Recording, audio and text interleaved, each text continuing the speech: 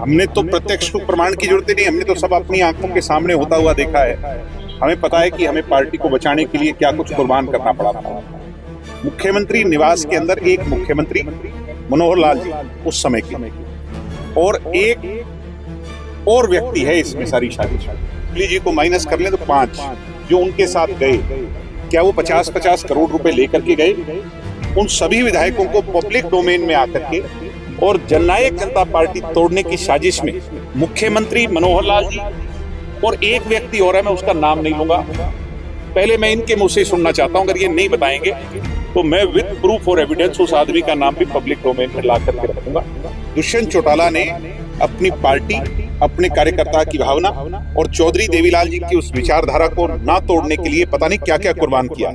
मैं सारे खुलासे करूंगा कि बबली जी ने 50 करोड़ रुपए की जो है ऑफर दी थी जेजेपी को तोड़ने के लिए। आप क्या कहेंगे सर, क्या किस प्रकार से देखते हैं? ऐसा है कि हमने तो प्रत्यक्ष प्रमाण की जरूरत ही नहीं, हमने तो सब अपनी आंखों के सामने होता हुआ देखा है किसने क्या किया। ये सारा का सारा मुख्यमंत्री निवास, मैं आपको ये भी खुलासा कर देता हूं जो उन्होंने नहीं किया। और उस समय हमें पता है कि हमें पार्टी को बचाने के लिए क्या कुछ कुर्बान करना पड़ा था। मुख्यमंत्री निवास के अंदर एक मुख्यमंत्री मनोहर लाल जी उस समय के, और एक और व्यक्ति है इसमें सारी साजिश में। बबली जी जो हैं उन्हें आगे कर करके ये सारे के सारे खेल को रचा कि जेजेपी पार्टी को तोड़ा जाए, और बकायदा इस बात के कि बीजेपी के लोगों ने पैसे तक भी ऑफर किए। आज उस बात का खुलासा हो गया। भगवान के घर में देर हो सकती है, अंधेर नहीं। दुष्यंत चौटाला को बदनाम करने वाले और निरंतर कमजोर करने वाले लोग कौन थे?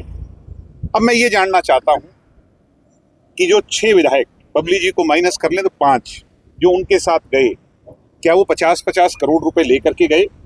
उन सभी विधायकों को पब्लिक डोमेन में आकर के इस बात का खुलासा करना चाहिए और बताना चाहिए कि जन भावना के साथ आपने पैसों के मार्फिक जो है समझौता किया। एक बात और है कि अगर ये इतना बड़ा अपराध हुआ है तो सरकार अब किस बात का इंतजार कर रही है? एफआईआर रजिस्टर करे और जननायक जनता पार्टी तोड़ने की साजिश में मुख्यमंत्री मनोहर लाल जी और एक व्यक्ति और है, मैं उसका नाम नहीं लूंगा, पहले मैं इनके मुंह से सुनना चाहता हूं। अगर ये नहीं बताएंगे तो मैं विद प्रूफ और एविडेंस उस आदमी का नाम भी पब्लिक डोमेन में ला करके रखूंगा कि जिस जेजेपी को तोड़ने के लिए 50-50 करोड़ के ऑफर दिए गए। आप ये समझ सकते हैं कि ये कितना घबराए हुए और दुष्यंत चौटाला की लोकप्रियता से डरे हुए थे। इसलिए सारी बातें पब्लिक डोमेन में आनी चाहिए, जनता के बीच में। आप उनके साथ थे, साथ में सरकार चल रही थी, सही चल रही, उसके बावजूद तोड़ने की क्या नौबत, क्या? ये तो बहुत दिनों से चल रहा था।